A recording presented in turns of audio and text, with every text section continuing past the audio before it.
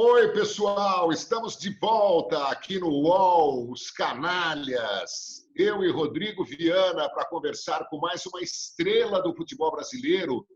Eu estava dizendo para ele que há uma lacuna no meu coração e no meu cérebro. Eu não o vi jogando. Ele jogava muito bem aqui, ó, no meu terrão aqui, ó, no meu Maracanã, com a camisa 10 do América Futebol Clube, esse clube enigmático, né, que tem tantos torcedores, tantas personalidades, né? Lamartine Babo, Heitor Villa-Lobos, José Trajano. José Trajano foi quem me ensinou a gostar ainda mais do América e é um dos maiores fãs do nosso convidado, que você já está vendo aqui na tela. Puxa vida, cara, você não sabe que prazer em falar com você pela primeira vez. Eduzinho, Edu Antunes, Eduardo Antunes. Cara, eu quero saber se é verdade que você jogou mais que o seu irmão mais novo. Olha, eu já estava assim até um tanto quanto preocupado com essa gravação, né? Quer dizer, porque eu falei com o Rodrigo que eu sempre gosto de me programar, me preparar. Acontece que eu também não esperava que fosse com gente tão qualificada, né? Quando eu vi assim, pô, Rodrigo, o canalha, né? E aí vi Silvio Luiz também. Eu falei, caramba, onde é que eu vou me meter, rapaz? Eu vou ficar meio perdido ali. Agora, diante das suas palavras, piorou. Eu estou me sentindo muito emocionado, sabe? Muito. Pareço um amador, embora um homem já setentão, né? Estou me sentindo realmente muito emocionado. Esse é que é o termo correto por receber esses elogios, entendeu? Eu agradeço muito. Quero dizer que eu estou muito feliz por estar participando, né, dessa entrevista, né? Ainda mais que meu querido Rodrigo está aí do seu lado. Portanto, tomara que eu seja capaz de responder, né, e consiga dar brilho àquilo que já luz, já tem uma luz própria, que é o programa de vocês aí. Viu só, Rodrigo? Que achado, hein? Eu estou com... Enfim. Como é que o Edu Antunes Coimbra... Muito obrigado, Edu. Eu conheci o Edu pessoalmente quando eu trabalhei na TVE do Rio, muito rapidamente. Troco muito zap com o Edu, ele é amigo dos meus amigos, virou meu amigo cibernético, mas é um cara que, além de ser... O Edu seguramente é um dos gigantes do futebol brasileiro, como já desenhou o João aí na abertura. E seguramente, João, é um dos gigantes corações dos esportistas brasileiros, né? O Edu é daquelas unanimidades do futebol, né? Você não ouve... Aliás, a família inteira dele, né, que a gente vai falar, aquele irmão mais novo, que ele joga muito mais que o irmão mais novo dele, do mais velho também. Mas, enfim, o Edu é uma grandeza como ser humano e foi, Edu, já engato aqui minha primeira pergunta, uma grandeza como jogador, né? Muita gente, às vezes, não lembra, principalmente da minha geração, da geração do João, já que vocês estão regulando de idade, que eu estou sabendo. Mas nós temos alguns arquivos, a gente até conversava antes de começar a entrevista. Mas, Edu, por que você não apareceu tanto assim, apesar de ter sido técnico da seleção brasileira, ter aparecido bastante, mas pela bola que você jogava, você era um cara que, sei lá, hoje era para ser camisa 10 do Barcelona, você era um nível Hazard da Bélgica. Eu não estou exagerando aqui, não. Quem está nos ouvindo, que é mais das antigas, sabe do que eu estou falando. O João pode comprovar isso. Por que você não ficou tão visível quanto, por exemplo, o seu irmão mais novo, que daqui a pouco o João vai falar quem é, que também a gente está aqui para falar de você? Olha, é uma resposta um tanto quanto complicada, né? Difícil, mas não vou ficar em cima do muro, não. Ter jogado no América, para mim, foi uma grandeza, né? América daquela época, não o América atual, que realmente não está tão por baixo quanto está a nossa Portuguesa de Desportos, que eu admiro tanto, né? E que também já foi um dos grandes do futebol paulista. Eu acho, pelo fato de eu ter jogado muitos anos, e porque a lei do passe na época também nos prendia muito aos clubes, né? O América não me deu aquela visibilidade maior em termos de seleção brasileira, principalmente.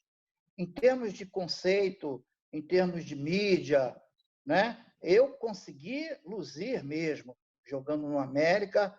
Eu tenho até gratidão por essa minha passagem no América, como eles também têm, né, a gratidão por eu ter feito muitas coisas gloriosas para o seu clube, para o clube, né? Mas o América não foi na principal época minha, que foi na década de 60, né? Chegando à década de 70, que foi quando teve a Copa do Mundo de 70. Eu me considero, sinceramente, aí não é para ficar também em cima de muro e nada, um injustiçado, mas de não ter ido à Copa do Mundo, tá? Naquela oportunidade, vamos colocar o ano de 1969, tá? Eu fui o artilheiro do campeonato, Roberto Gomes Pedrosa, que era o brasileiro e que já entrou como campeonato brasileiro, né? Até pouco tempo era discutido essa situação, mas não. É computado os campeões, né, do Brasil, é computado agora os que foram do Roberto Gomes Pedrosa. Então, eu fui o artilheiro maior, numa época em que jogava jogadores medíocres, né? Como o Pelé, como o Rivelino, como o Tostão, e vai por aí afora, né? Ou seja, medíocres gênios da bola, entendeu? E eu consegui, jogando o América, né? Eu consegui essa glória, esse feito, que para mim foi maravilhoso. Nós tínhamos aí o Palmeiras da Academia, com César, que disputou a artilharia comigo até o final, e ele ficou nos jogos finais, acabou não marcando gol mais nenhum, e eu me tornei o artilheiro único dessa competição. E fui considerado pela Sport Press, né, na época, o melhor jogador do Sul-Americano. Bom, o que tu conta com isso, né? Vem a convocação para uma Copa do Mundo, você tá certo que vai estar entre os 22. Não fui entre os 22, nem com Saldanha, nem com Zagallo. Fiquei entre os 40. Né? Meu nome foi lá para a FIFA. Ou seja, se alguém se machucasse da minha posição, eu estaria sendo convocado, já que eu estava na lista dos 40. E uma coisa também que é bom que se diga, tá? Os treinadores, tanto o Zagallo, tanto o Saldanha primeiro, as feras de Saldanha, quanto o Zagallo, eram treinadores do Botafogo. E o Botafogo, naquela época, estava com um timaço também, vamos reconhecer. A linha inteira. Era Rogério, Jairzinho, Roberto e o Caju, o Paulo César. Então, ele privilegiou primeiro o Saldanha, para não ter muita complicação, não é? Ele privilegiou o time do Botafogo, né? Principalmente do meio para frente. E o Zagallo veio na cola, né? Pegou também aquele time que os jogadores que o Saldanha tinha convocado, ele acabou modificando só a estratégia tática, alguns jogadores mudaram de posição, ele construiu aquela qualidade maior, que ele ousou colocar jogadores em posições diferentes que não jogavam nos seus clubes, tipo Jairzinho, né, que era no Botafogo, ele era um atacante, era o camisa 10, entendeu? Talvez ele tenha que ter jogado até na direita na Copa do Mundo, porque o Rogério se machucou, né? Senão, eu acho que o titular teria sido o Rogério. E o Rivelino, né? Também botou o Rivelino na esquerda, Tostão, Pelé recuando, entendeu? Não botou aquele centroavante de ofício, tá? Porque o Cruzeiro, o centroavante de ofício era o Evaldo, e o Tostão sempre foi aquele que veio buscar o jogo era Piazza, o Dirceu Lopes e Tostão, né? Era o Natal, o Evaldo e o Wilton Oliveira. Exatamente. Era do meio para frente, esse era o time do Cruzeiro, entendeu? E que era um timaço também. Pelé é RT, né? Então tira o Pelé aí, que aí é o concurso. Mas eu estava disputando posição, não foi com o Pelé, que muita gente é o 10 do América, né? Eu me tornei 10, vou contar também depois, mais tarde, mas eu era camisa 9.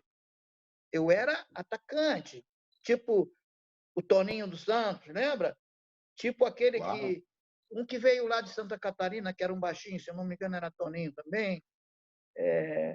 Tem vários jogadores que eram camisa 9 e jogavam um pouquinho mais à frente. Por isso eu me tornei o artilheiro dessa competição. Eu disputei posição, vamos lá, com Roberto Miranda e com Dadá Maravilha. E uma coisa, eu tinha, na minha família, preso político, né? Isso aí, você sabe que nós estamos num regime duro, né? Ditatorial e olha, infiltração tinha em todas as áreas, né? De militares. E o futebol não era uma exceção. Eu não vou chegar até esse ponto de dizer que eu não fui convocado por causa do Médici. Mas ele foi sacana comigo, porque ele fez absoluta questão de que o Dadá Maravilha, meu irmãozinho, foi criado aqui na Funabem, né? Ele era de Campo Grande, meu irmão chamava minha mãe de segunda mãe, mas naquela ocasião eu estava numa forma muito mais acima do que o Dario estava, né? Mas ele tinha um apelo popular. E tu sabe como é que é, né? Ditadura necessita desses apelos populares. Mas eu fico de não ter sido convocado, eu fico com a primeira hipótese, né?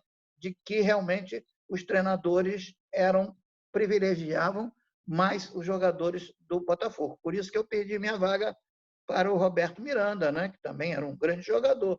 Não teve grandes oportunidades, mas era um grande jogador. Então, eu perdi a posição para esses dois jogadores, Dadá e Roberto. Isso eu dei essa volta toda para dizer, Rodrigo, que o América foi uma coisa boa na minha vida, viu? Claro. Também foi uma coisa ruim se eu vestisse a camisa do Botafogo, do Cruzeiro, naquela época, não tinha a menor dúvida. Eu ia disputar, hein? Eu sou meio ousado. Eu sou um baixinho atrevido. Naquela época, eu estava jogando direitinho. Então, eu ia disputar a posição, viu? Eu ia brigar para ser titular. Não ia ficar satisfeito de ficar no banco, não. Mas, veja bem com quem eu ia disputar posições, né? Olha, eu me atrevo a dizer que se não estivesse lá o Tostão, por exemplo, você teria dado conta do recado, acho que no mesmo nível, o Brasil teria sido campeão do mesmo jeito e tal. Porque é importante, Edu, você dizer isso, estava disputando a posição com o Dario e com o Roberto Miranda, centroavantes do Atlético e do Botafogo, porque muita gente, sabendo que você foi um camisa 10, pode dizer: puxa vida, mas o Edu está reclamando, o Ademir da Guia, o Dirceu Lopes também não foram convocados. Não foram convocados, exato. Havia uma abundância de excelentes camisas 10, né, no futebol brasileiro. Bons tempos, né, Edu? Eu se fosse dessa maneira, eu até ficava resignado. Não, poxa, eu vou... É Rivelino, né? Gerson. Todo mundo, todos camisa 10. E jogadores, Ademir da Guia, Dirceu Lopes, meu Deus do céu. Né? Jogadores, assim, excepcionais. Então, eu ficaria até na minha. Não vou falar nada porque eu perdi a posição para... Agora, né, não querendo diminuir a qualidade nem de Roberto, nem de Dadá, claro. Mas naquela época, olha, eu estava voando baixo.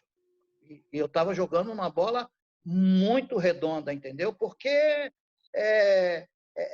você sabe que a gente atravessa, como todos os demais, né? Raras são as exceções, tem jogadores que atravessam momentos excepcionais com outros médios, né? De médio para cima. Jogar mal não vão jogar nunca. Tem jogadores aí que são assim, como são exceções, entendeu? Você nunca vai ver um jogador jogando mal dessa qualidade como é do Rivelino, do Gerson, do Zico, do Pelé, e vai por aí afora. Agora, Ademir da Guia, mas oscilar, né, em momentos de estar numa forma mais acima, um pouco mais abaixo, isso acontece, entendeu? Principalmente quem vive de gols, né? Quem é artilheiro. Eu, quando Olha pus a só.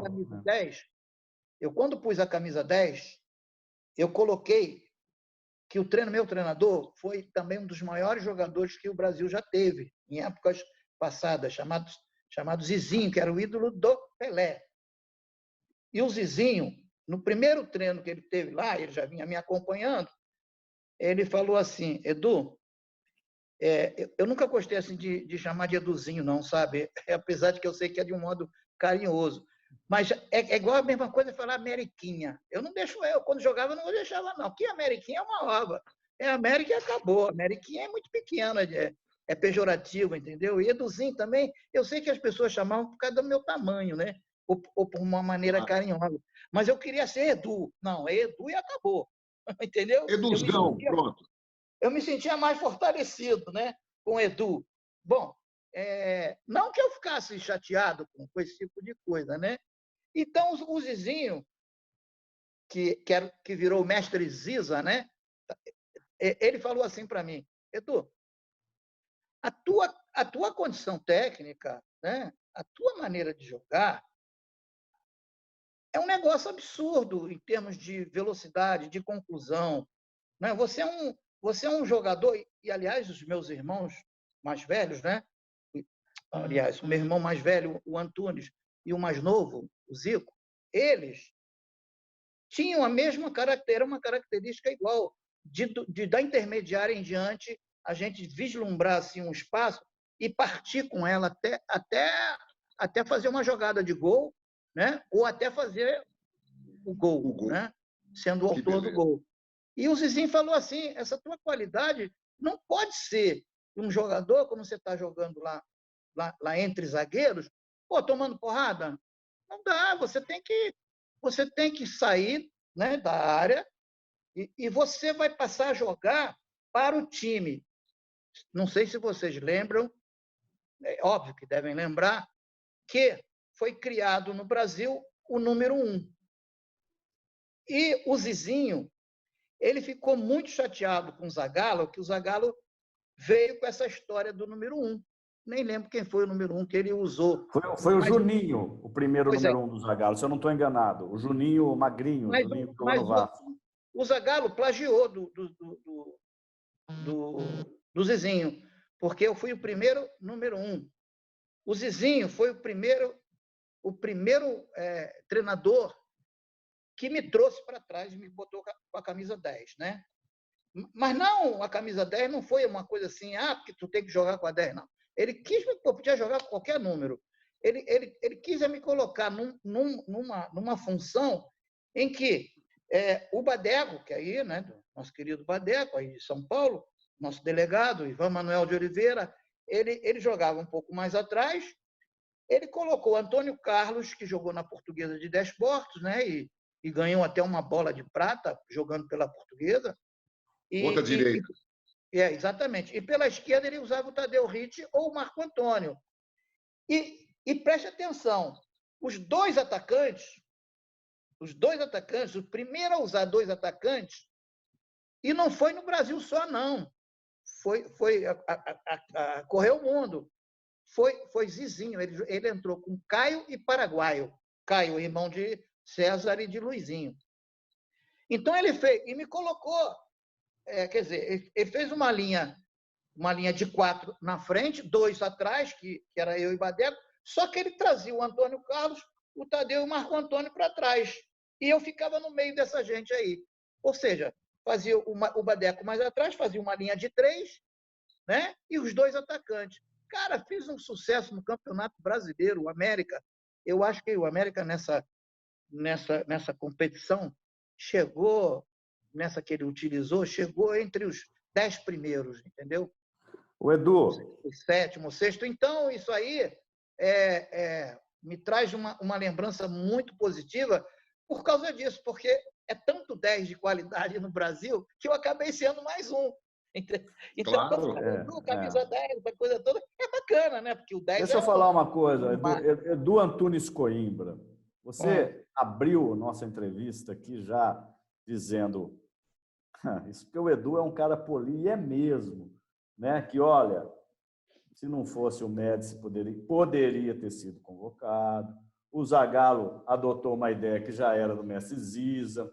E tem muita gente que fala, nós vamos lembrar aqui que a gente está na home, na página principal do UOL aqui, muita gente não é do futebol, está olhando outras notícias, está passando por aqui nos vendo.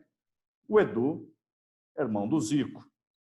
E tem muita gente que fala, brincando, e tem muita gente que fala sério, ele não gosta disso, mas eu vou falar. Não vai brigar comigo, Edu. Que, de fato, ele jogava mais que o Zico. E eu vou dizer um nome público que me falou isso. Uma inconfidência, que é outro que vai ficar bravo comigo, mas a gente faz as pazes rapidinho. O Dorival Júnior, técnico do Atlético Paranaense, hoje, da minha cidade, meu amigo pessoal, foi jogador do Edu como técnico, o Edu me confirma isso, falou, Rodrigo, a família inteira era craque, mas igual o Edu não tinha.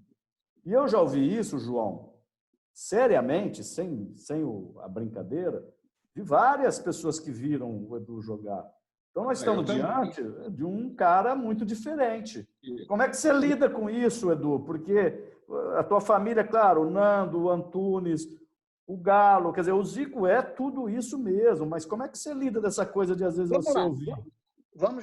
Vamos falar sobre o mais velho, né?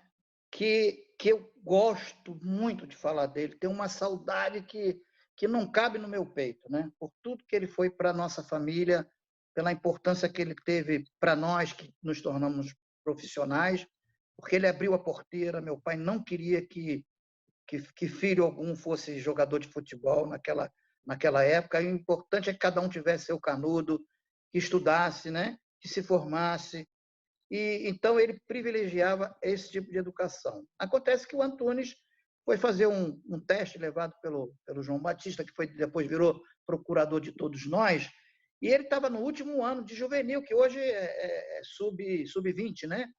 Na época, o juvenil ia até aos 18 anos somente, né? E ele estava com 18 anos e foi fazer um teste. Ele já trabalhava até na IBM. Meu irmão era uma cabeça, meu. Você nem calcula. Ele era chamado de Ari Quintela, por causa do seu dom matemático, da sua cultura. Ele não nasceu, realmente, o meu falecido irmão, ele não era para ter jogado futebol, né? Porque ele, além de tudo, ele tinha um coração enorme. E aí brigava por todo mundo. Ele cansou de ter briga com treinadores porque ele queria defender todo mundo. E não era. O futebol não pode ser assim, né? Você tem que se preocupar também com a tua condição. Então, começando pelo Antunes, eu quero dizer, por ele ter aberto esse caminho, né? Essa porteira, e que nós viemos atrás, veio o Nando, vim eu, e depois o Zico, que foi o caçula, né? Esse cara, tu não imagina o que o Antunes jogava de bola. Teve um jogo no Maracanã, eu até falei ontem da história do Maracanã, eu fiz uma entrevista para uma rádio aqui do Rio, e me perguntaram das emoções que eu tive como jogador, como técnico, e também dos momentos especiais.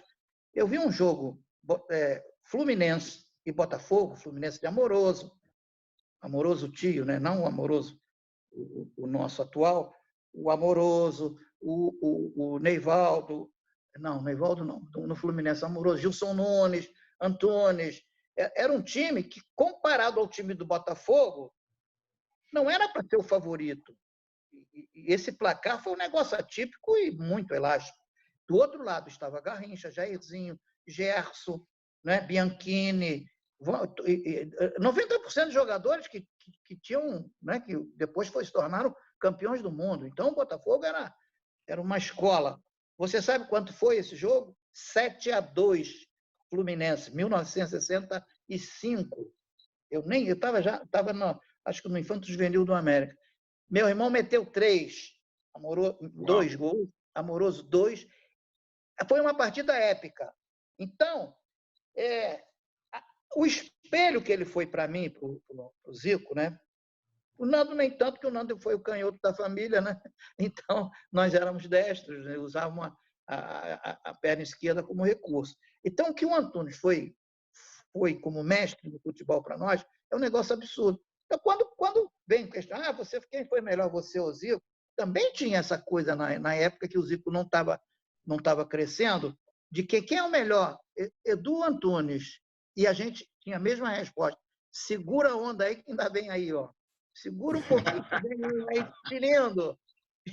Eu tenho a revista do esporte daquela época que mostra essa reportagem. É tão gostoso, eu fico até emocionado, porque a gente sabia que tem um linguajar do Turf que diz assim, eu gosto, hein? Gosto muito de assistir, não sou aquele de botar meu dinheirinho, mas eu adoro o colorido né, de um Turf, e por eu ser pequenininho, eu queria ser jockey e acabei não sendo, né?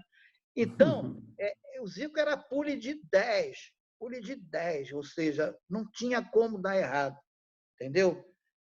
E aí quando nós dizíamos que o que estava por vir era o Zico, entendeu? Mas depois da carreira de todos os três, né? E eu colocando o Antunes como mestre, não só um mestre do futebol, mas da família mesmo, né? Ele nos ensinou a ser um cidadão honrado. Pô, meu irmão, meu Deus do céu. Dizem que as pessoas, assim que nem eles, vão para outra esfera mais cedo, né? E eu acredito nisso, embora sinta muita saudade dele. Então, mas olha, não há como discutir, Rodrigo, pelo amor de Deus. Eu aceito a opinião do Dorival, que foi meu líder, não era o capitão do time, era o Nardella, em Joinville, nós fomos campeões jogando um futebol de alto nível. Eu tinha certeza do sucesso também do Dorival como treinador, e para mim é Júnior, né? Lá era meu jogador de peito. Pica-pau, que ele tem um nariz muito grande. Eu agradeço pica-pau. muito. É você falando, entendeu? Muitas pessoas falam, sim, eu tenho consciência disso, porque eu também Acho tenho que o Trajano tem essa opinião também, não tem, João? Se eu não me engano. A bola que eu joguei, eu sei também que muita gente fala. Já ouvi o Trajano falar isso. Mas não há como discutir. Poxa, um jogador que fez só, né, na sua carreira 800 e cacetada de gols, jogando onde ele jogou. Ele não era um atacante, né? Não é um jogador de frente. Cara, ele é o terceiro, se não me engano, o maior artilheiro da história das seleções brasileiras. É o maior artilheiro do Maracanã. Como é que você pode, né, assim, se comparar a um jogador como ele? Eu só digo o seguinte, se ele não fosse melhor do que nós, ele ia tomar muito cascudo, viu? Porque a gente cobrava e cobrava muito. Ele tinha obrigação de se espelhar nos mais velhos. Ó, é por aqui. Você tem. Quando ele conta isso toda hora, né? Quando ele começou a carreira, a gente não perdia jogo nenhum. Desde ele sub-11, sub-12, bababá, a gente acompanhava ele sempre. E o Zico sempre teve uma coisa, sabe, João e Rodrigo? Ele conseguia silenciar nós, irmãos, que sabíamos tudo dele, né? Todos os caminhos que ele ocupava no campo, o jeito dele jogar, a gente falava, caramba, ele vai meter aquela bola ali. 90% a gente acertava. Só que esses 10% ele contrariava. Aí eu olhava para o meu irmão, vem cá, como é que nosso irmão viu aquela brecha lá e nós não vimos? Aí ele falou, é porque a aura dele é diferente, ele tem um radar na cabeça, ele enxerga coisa que a gente não vê, né? Então, eu me sinto muito feliz em falar isso, né? Não quero também me diminuir como jogador de futebol, né? E não é por essa razão que eu não alcancei um estrelato, entendeu? Eu me sinto uma pessoa até muito mais, um alcance muito maior do que eu esperava no futebol. Agora, se vem um na família para ultrapassar, a gente tem que ficar o quê? É muito orgulhoso, né? E não é qualquer um, não. Esse cara chama-se Zico. Que maravilha de declaração, viu, Edu? Parabéns, viu? Quando a gente te pergunta, e quando algumas pessoas falam, é a comparação da habilidade, né? Da capacidade que cada um tem de fazer isso ou aquilo com a bola, de vislumbrar uma jogada genial. Mas é evidente que a carreira do Zico é uma das mais expressivas do mundo em todos os tempos, né? O Zico é realmente um monstro sagrado, a gente reverencia, e é um cara também maravilhoso. Eu fui com o José Trajano uma vez ao Rio de Janeiro para entrevistar o Zico e lamentei naquela oportunidade de não ter te conhecido, né? Eu tinha muita vontade de bater esse papo com você, porque eu acho que você está até mais lúcido do que eu, porque você lembra de tudo e tal. Então, eu quero aproveitar esse tempo para você continuar contando histórias. Você jogou, por exemplo, com o Antunes no América e jogou com o Zico também, né, Edu? Sim, no Flamengo. Quer dizer, esse é um capítulo um tanto quanto, eu não vou dizer triste, que não tem tristeza, é de pouca chance que eu deveria ter encontrado no Flamengo, porque eu, quando fui para o Flamengo, foi uma troca, né, uma transação, em que foram 4 jogadores do América de nível. Não é? Os 2 irmãos, Luizinho e Caio, eu e Tadeu Ritt. Dos 4, eu fui o que menos tive chance de jogar no Flamengo. Né? Poxa, eu vinha de um Vasco, eu fiz uma campanha espetacular no Vasco, fiz gol a dar com pau aí, jogando pelo Vasco. E eu fui credenciado, cheguei lá, o treinador, né, meu Deus do céu, uma pessoa tão boníssima, de um coração tão enorme, e foi tão sincero, que eu gostaria que ele não tivesse sido tão sincero como foi.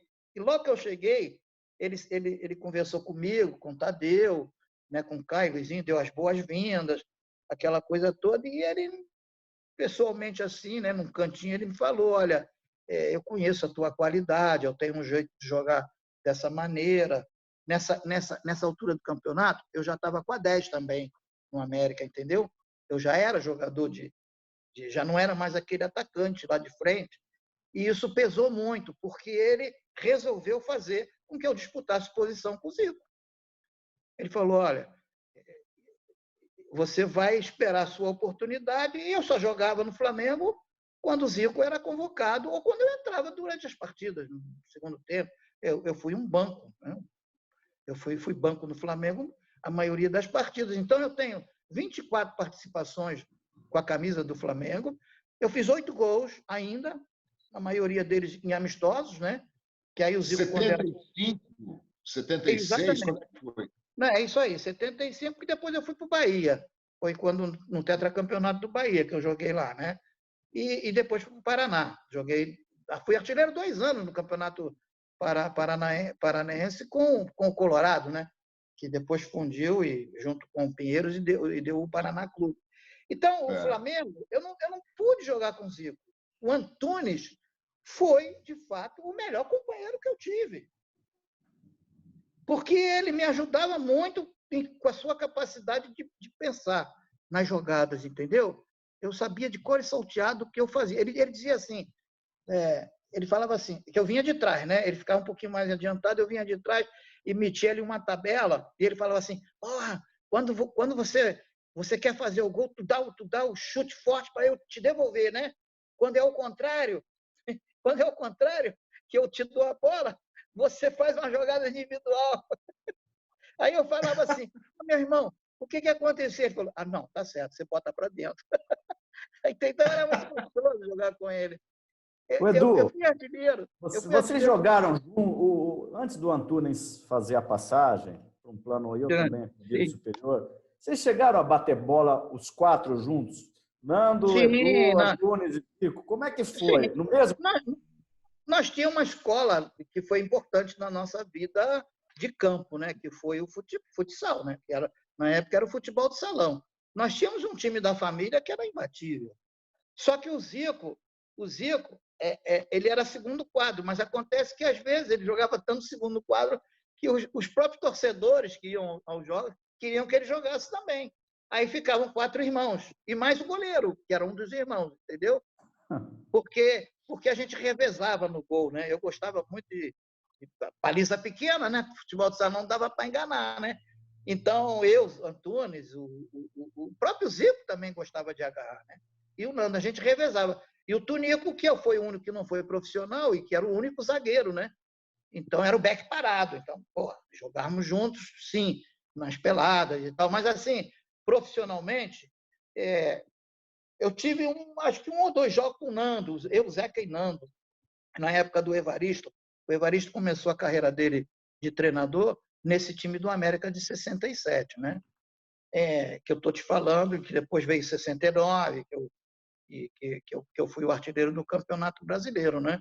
E eu só fui artilheiro nessa época, no último jogo, vamos falar do meu irmão Antunes, né? Que no último jogo foi América e São Paulo, último jogo, a última participação do América, não o último jogo do Roberto Gomes Pedrosa. E nesse jogo, eu fiz 3 gols. Foi 4-1, a 0, não sei. Acho que foi 4-1, né? Eu fiz 3 gols. O último gol, o Antunes driblou todo mundo. Ele podia ter empurrado a bola para o gol, mas ele sabia que eu estava na... Olha só. E aí eu acompanhava tudo também, que eu não era de ficar atrás, não. Eu tocava e ia lá também. Não deu certo, eu chegava e fazia, né? Eu sempre acreditei na falha do goleiro, do zagueiro, e até na falha de um atacante nosso, que aí, de repente, eu pegava a bola e ia. Mas ele driblou todo mundo, me esperou eu chegar de trás. Quer dizer, eu fiz o terceiro gol, que me levou à artilharia do campeonato Roberto Gomes Pedrosa, porque eu tive o Antunes, que tinha um coração muito generoso, entendeu? Né? E a nossa família nunca teve fominha, não, sabia? A gente jogava mais para a equipe mesmo. Mas fazer gol... Que legal. Fazer gol é bom demais. Não tem. Tem. Uma coisa melhor do que fazer gol, tem. Mas Qual que depois é o gol. É o Qual que êxtase é maior. a coisa melhor que fazer gol? Vamos falar sobre... Muita gente fala que a melhor coisa do futebol é o gol, que é o orgasmo né, de uma partida de futebol. Então, por aí você já sabe qual é o melhor na vida real. É o amor que mexe. Olha aqui, o Edu, você citou o Caio Cambalhota, irmão do César Lemos, César Maluco, irmão do Luizinho, que também jogou com você no América. Sim. Faz pouco mais de 1 ano que ele nos deixou, né? Estava treinando o América. Eu acompanhei tudo. Mas 4 irmãos, jogadores profissionais, embora o Nando não tenha tido uma carreira tão expressiva como você, o Antunes e o Zico, eu acho que é inédito no futebol brasileiro. Você sabe de outros 4 irmãos que se profissionalizaram? A família Lemos seria também, mas teve um dos irmãos, né, que teve um problema de lesão de menisco e não pôde seguir a carreira. Senão tinha mais um. Eu vi no Museu da Pelada, eram 4 também. Mas um deles se lesionou. A grande, como é que se diz? A grande coisa que gerou essa coisa de família, né? É que eu segundo a dona Heralda, que é do Departamento Histórico do América, ok? E que é a palavra máxima dentro de um clube, né? Departamento Histórico tem, o próprio nome já diz, né? Eu sou o maior artilheiro da história do América, ok? 200 e tantos gols. 212 só como profissional, né? Não conta o amador. O Zico é o maior artilheiro da história do Flamengo, não é? O Antunes parou com 26 anos e fez gol adoidado também, entendeu? Eu tenho vários recortes de jornais assim da época que jogavam nós dois. Cara, melhor jogador do América todo jogo era Antunes. Personagem da semana de Nelson Rodrigues era Antunes. E olha, o meu irmão quase foi convocado pelo Saldanha, que adorava o jeito dele jogar. O Saldanha gostava muito mais do estilo do jogo do Antunes do que o do meu. Entendeu? Embora eu tenha me dado sempre muito bem com todas essas pessoas e sempre respeitei, né? Hoje eu sou um treinador, eu também não tenho as minhas escolhas, né? Por que o treinador daquela época não teria também todo o direito de escolher aqueles que ele achava que se enquadravam? Então, o respeito sempre houve, entendeu? Então, o Antunes, ele quase foi convocado para uma seleção brasileira e jogando no América, que foi a grande fase dele. Então, o que eu quero dizer com isso? Eu recebi, não foi da dona Heralda que eu estava falando dela, não, recebi de um jornalista no Rio que estava pesquisando e ele falou assim, olha, isso é bom para o negócio de Guinness Book, esses negócios todos. Ele falou assim, ó, vocês, no planeta, são aqueles que é a família que tem mais gol. Aí eu conversando com o Zico, né? O Zico foi até muito... Eu falei, pô, tá com peitinho de pombo, hein? Gostei dessa tua... Que ele é muito humilde, né? O Zico é muito quietinho, mas nesse dia ele estufou assim um peito, né? Eu falei, tu sabe que nossa família aí é considerada no planeta, qualquer dia vai para o Guinness, como aquela que fez mais gol no mundo inteiro? Aí ele olhou assim para mim, eu acho que só com meus gols já dá para ser maior. Eu ri muito. Eu falei, pô, meu irmão, tu agora... E os meus 500? Eu falei assim, os meus 500 vão ficar onde? Ô, Edu, você falou aí que você é técnico, você acompanha o Zico como assistente em vários locais, você pode até falar se você está com ele atualmente ou não, mas você foi técnico da seleção brasileira. Eu queria que você falasse isso. Você foi técnico da seleção brasileira. Sim. Por que eu fui técnico da seleção brasileira? Eu dirigi o América em 82, eu comecei minha carreira de treinador em 82. Eu subi das divisões de base, né? Eu estava no juvenil naquela época, juniores, e o América havia sido um dos títulos mais relevantes da história, com o Dudu, né? O América havia sido o campeão dos campeões, aquele torneio que o América teve grande relevância. E veio o Campeonato Carioca, o América não se ouve bem no primeiro turno, e quando foi para o segundo turno, perdeu um jogo do Botafogo na primeira rodada de 3-1, que era a Taça Rio de Janeiro. E o Dudu saiu, e eu fui convidado para dirigir a equipe profissional. Na mesma hora eu fui, e o time foi campeão da Taça Rio de Janeiro. Eu me tornei invicto, né? Todos os jogos. E jogando um futebol que ficou muito falado, porque foi um futebol de alto nível de ataque, né? Pô, eu tinha no meu time, eu tinha um meio-campo formado por Pires, Gilberto e Moreno, ainda tinha um Eloy, cracaço de bola. Aí eu tinha o Serginho, Luizinho e Gilson Gênio. Então, atrás eu tinha Gasperim. Meu Deus, eu tinha Chiquinho, eu tinha Duílio. Olha só, Zé Dilson, eu tinha Ayrton. Então, a América era um timaço. E eu comecei a ser muito cotado ali como treinador, em que estava demonstrando uma equipe diferente das demais.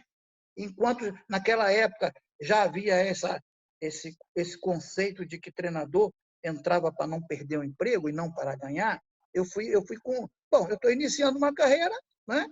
Ou eu me consagro, né? Vou procurar outra coisa.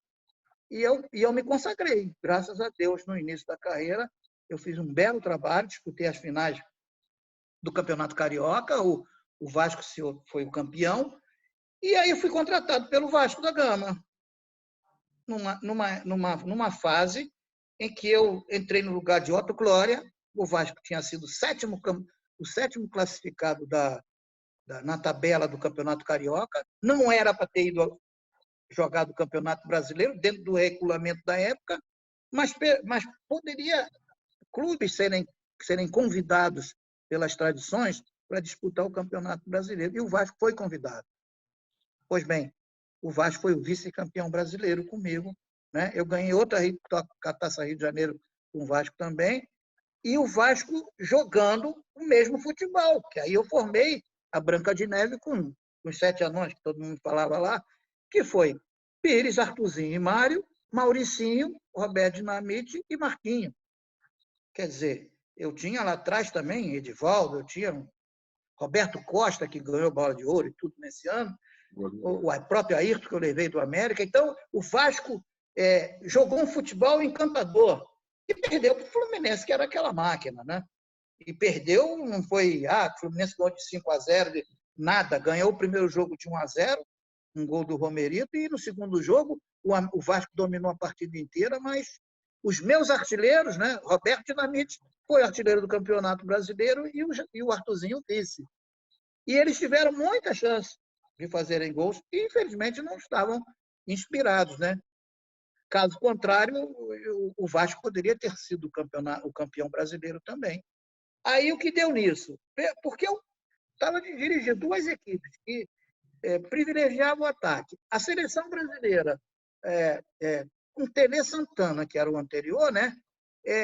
Jogando aquele futebol para frente. O mesmo presidente, Jurite Coutinho, torcedor do América, entendeu? Foi presidente do América. Ele, vendo o meu trabalho, ele me chamou e falou: Edu, eu vou te chamar para você disputar 3 jogos comemorativos, você vai ser o treinador, eu quero que você faça a mesma coisa que você está fazendo nos clubes que você está dirigindo, né? Impondo essa estratégia, mas não vou assinar contrato contigo, não vou te dar promessas de continuidade. Pô, tinha 2 anos, né, de profissão ainda, como treinador. E o que aconteceu? Nós perdemos um jogo em casa, no Maracanã. Bom, todos os jogos seriam em casa, de 2-0 para a Inglaterra, né? Eu não tive o privilégio de jogar nem com Sócrates nem com Zico, né, que estavam na Itália. Fizeram muita falta, né? Imagine, se eu dirijo meu irmão numa seleção brasileira, seria uma glória para a família também. Que ano que foi isso mesmo? Foi 84. 84, né? Então, depois nós jogamos com São Paulo, com a Argentina em São Paulo, né? Foi 0-0, e por fim ganhamos do Uruguai, lá no Couto Pereira, de 1-0, gol do Arthurzinho. Quer dizer, foi o meu resultado. É igual uma prova, eu tirei 5. Né? Eu passei de ano. Só que não houve a promessa de continuidade, eu fiquei só nessas 3 partidas, o que é uma grande coincidência, porque eu, como jogador de seleção também, foram apenas 3 partidas. Como pode isso, né? Quais foram, foi esse, né, em termos de seleção. Quais foram como jogadora? Foi a Taça Rio Branco, meu Deus do céu, foi uma seleção de novos, os jogos foram em Montevidéu. O Brasil estava revelando jogadores tipo Raul, né, tipo Tostão. A linha do Natal foi também nessa. Quem era o técnico, Edu? Aimoré Moreira. O Evair, daí de São Paulo, também estava nessa seleção. Alcindo. Tem muita gente. Foi considerado uma seleção de novos. Houve 3 empates. Com esse, eu joguei 2 partidas, né? Uma entrei no segundo tempo e na segunda eu joguei o jogo inteiro. Eu vou até mandar aí a gravação desse segundo jogo, uns lances meus de seleção brasileira. Isso é coisa rara, hein? Você falou antes do programa que viu na TV Cultura um jogo seu, né, que você faz gol contra o Palmeiras aqui em São Paulo, elogiou Ademir da Guia e tal. Eu vou falar com o meu amigo Vladir Lemos para ele dar uma fuçada lá, ver se tem mais alguma coisa nos arquivos da TV Cultura. Aí a gente manda para você. Você citou aí o Ivair, na verdade é o Ivair, né? Ivair, falei Ivair. Não, só para as pessoas não falarem, o Edu tá louco. Não está louco, não. É o Ivair. Ivair, o príncipe. O príncipe, né? Que jogou na Portuguesa de Desportos, cracaço de bola. Puxa vida, Alcindo, centroavante do Grêmio, depois jogou no Santos, né? O Minuano. Tinha o Flávio Minuano também, né? O Alcindo, acho que não. Puxa vida, mas olha, eu fico viajando aqui, viu, Edu, com essas suas histórias. Eu lembro daquele América com o Alex na zaga central, com o Badeco no meio-campo, o Zé Carlos na lateral esquerda, o Flecha na ponta direita, o Gilson Nunes na ponta esquerda, o Braulio jogando do seu lado também, um cracaço de bola.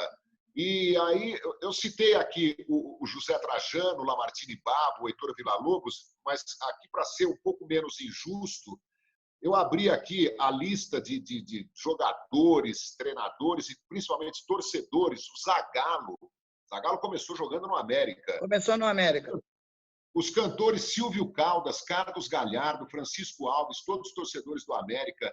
O escritor João Cabral de Melo Neto, Lamartine Babo, falei, mas Ismael Silva, Noel Rosa, Tim Maia.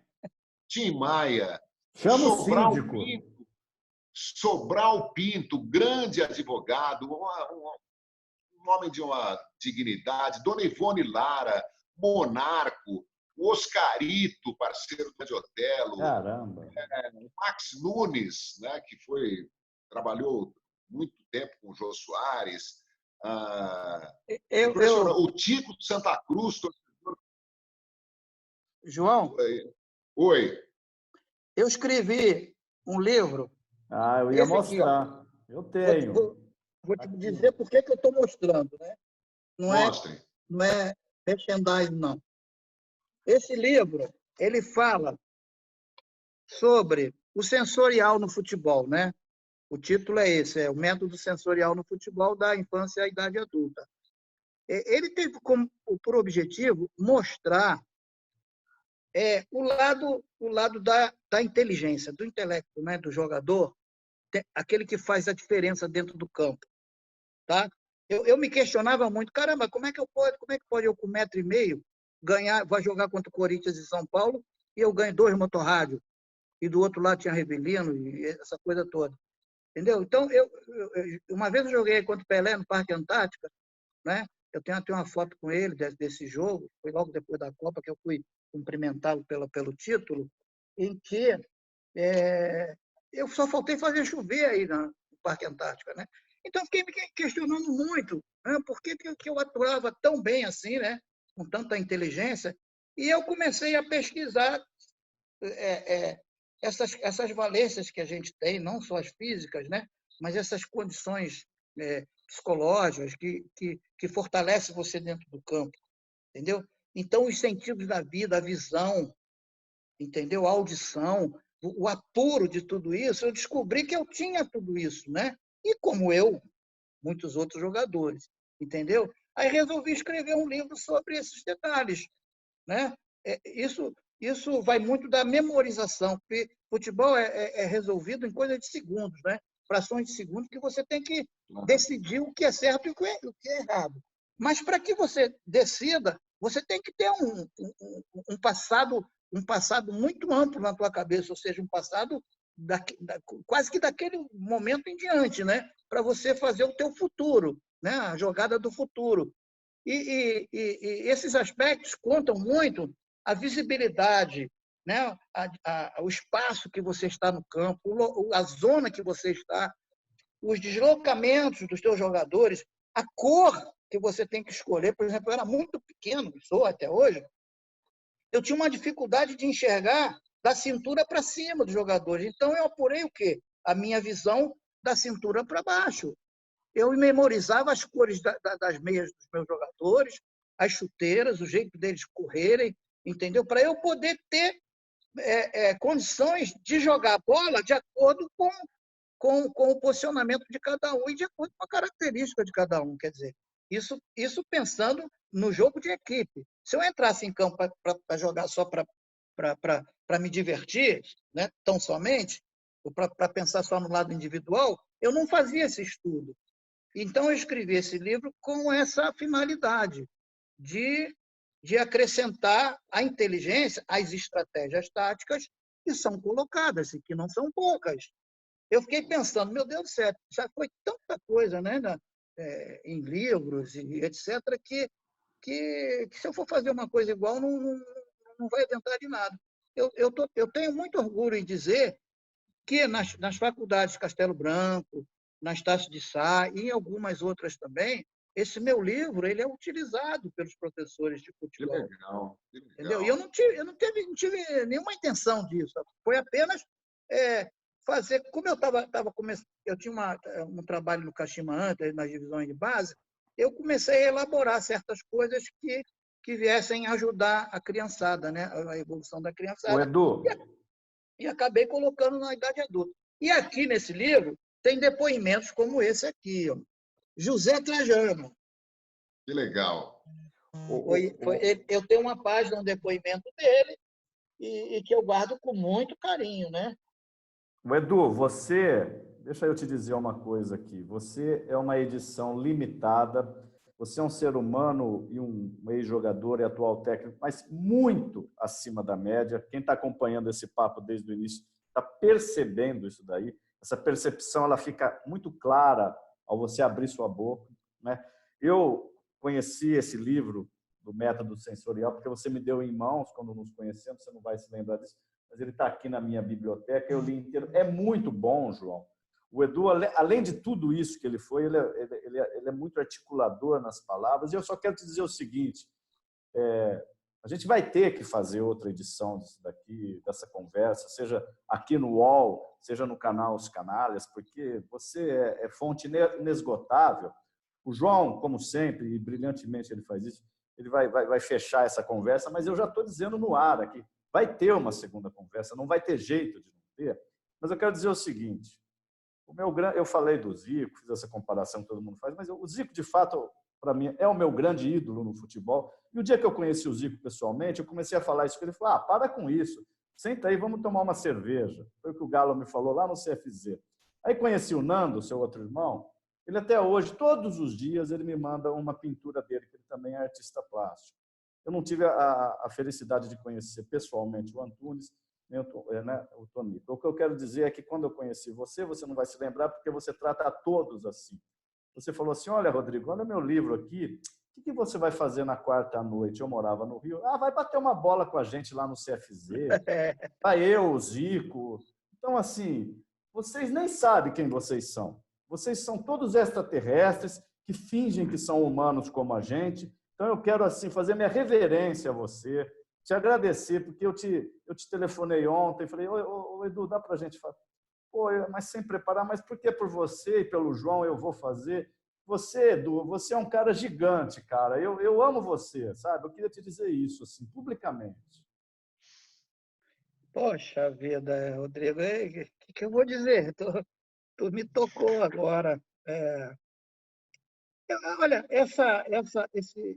você quis dizer, em outras palavras, que nossa família tem assim, um jeito muito peculiar de se relacionar com as pessoas, né? Mas não é uma coisa tão simples, cara. Eu acho que isso é fruto do... eu tenho certeza que isso foi a nossa educação, entendeu? Aquilo que nossos pais nos colocaram assim, para que nós estivéssemos como exemplo, né? Como espelhos, entendeu? E só acontece quem tem uma qualidade de educação como nós tivemos. Você vê que não há em termos de amizade, não há uma diferença, né? Em termos de dar atenção às pessoas, de conviver com as pessoas, não tem diferença de irmão para irmão, entendeu? Eu acho que não existe coisa melhor na vida do que as boas relações humanas, né? E eu usufruo muito disso por ser uma pessoa tão natural, né? Que eu gosto de olhar nos olhos. Quando eu vou conversar com alguém, né? Eu aprendi isso aí, foi até minha mãe que falou, né? Ele falou, meu filho, quando você for conversar com alguém, né, você fica olhando fixo nos olhos da pessoa. Se essa pessoa começar a olhar para baixo, começar a olhar para os olhos, tu fica com um olho no padre e outro na missa, porque isso pode ser um sintoma de uma trairagem futura. Ela falava muito assim, entendeu? Então, minha mãe Edu, era uma pessoa muito pura, mas ela também nos preparava para a defesa, né? Eles não nos prepararam só para atacar, fazer gol. Eles nos prepararam também para fazer a marcação devida, né? Então, nós não atacamos ninguém, nós sabemos nos defender, entendeu? Agora, não vamos com esse tipo de comportamento, com esse tipo de educação, com esse tipo de jeito, você acha que não houve decepções? Claro que sim, muitas decepções, mas aqui minha mãe dizia outra coisa, né? Que isso aí faz parte dos nossos antepassados, né? Aqui se faz, aqui se paga, não é isso? O Edu, infelizmente o nosso tempo acabou, mas eu assino embaixo tudo que foi dito aí pelo Rodrigo. em relação a você, ao Zico. Vocês realmente são gigantes. E você pertence, além desse caráter, desse humor, dessa memória, né, desse astral todo, você pertence a uma elite de jogadores que são admirados por aqueles que o viram jogar e também pelos que não te viram jogar. Isso é incrível, né?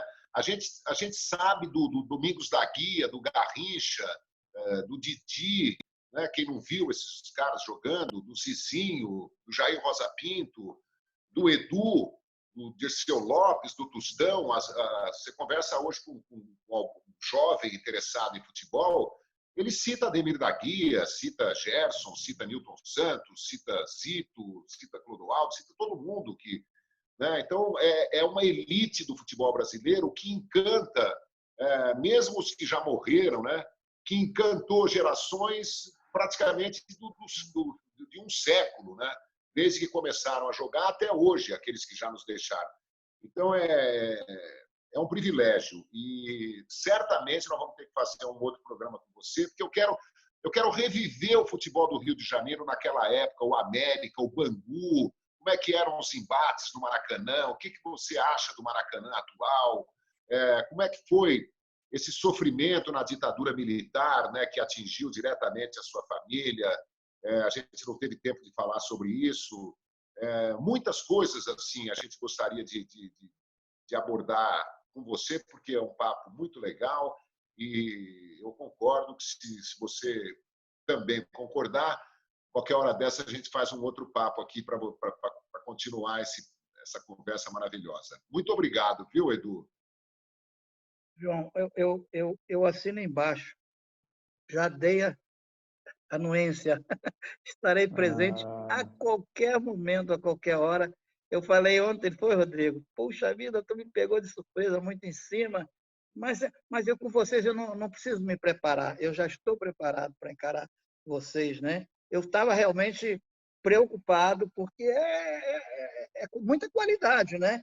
Então, eu não me senti diminuído, muito pelo contrário. Eu me senti engrandecido pelo convite e muito mais por ter participado. Então, uma honra sem tamanho e quero voltar. Capítulo 2, essas histórias aí que a gente tem para contar, poxa vida, é muito legal, é muito importante. Eu sei da importância, né, que a nossa família teve e tem ainda para o futebol brasileiro, né, para o futebol mundial até, né? Então isso aí a gente não pode também dar uma de simplesinho a vida toda, né?